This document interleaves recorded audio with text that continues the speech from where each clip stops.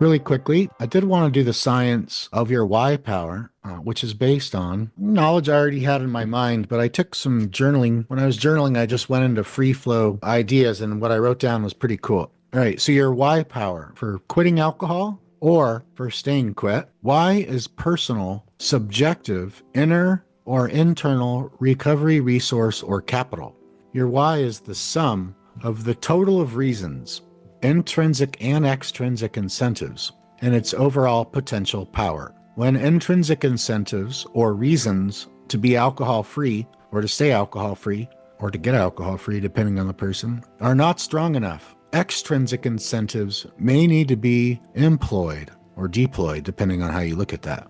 For example, your intimate partner says it's either you choose alcohol or him or her, but you can't have both. If your why is timid or weak or wish-washy, the why of others, other people's whys, and their agendas, other people's agendas, will easily overpower your why, and you will eventually drink alcohol.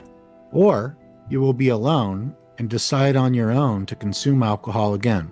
The ultimate extrinsic incentive I've heard is Joe. Joe was the man that Chris Scott interviewed recently, which I shared on a Thursday night and which I posted to Fit Recovery YouTube.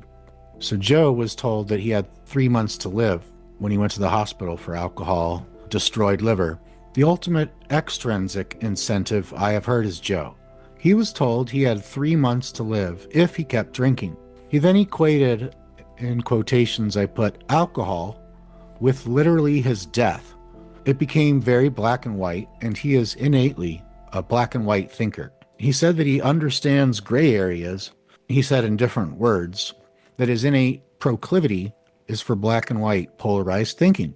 So that proclivity for the black and white thinking, combined with the doctor's prognosis, the doctor's verbal sharing of their prognosis for Joe and Joe consuming alcohol, would kill him.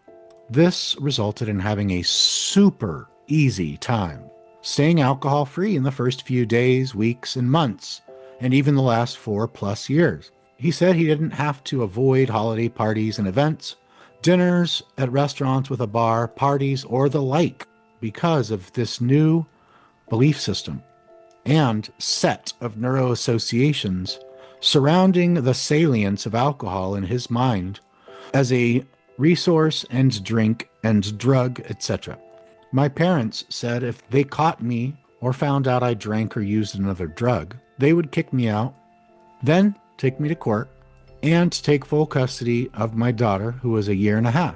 Black and white, too. I don't have the innate proclivity for black and white thinking, but this was an extrinsic incentive that I needed. I could stay sober and have my daughter and full custody, get to live room and board rent-free and bills-free, go to school, and be healthy and responsible. Or I could be homeless, rideless, transportationless, resourceless, moneyless, no food, no cell phone, no anything. That made it super easy for me during that time, then beyond that too, for the most part. Why?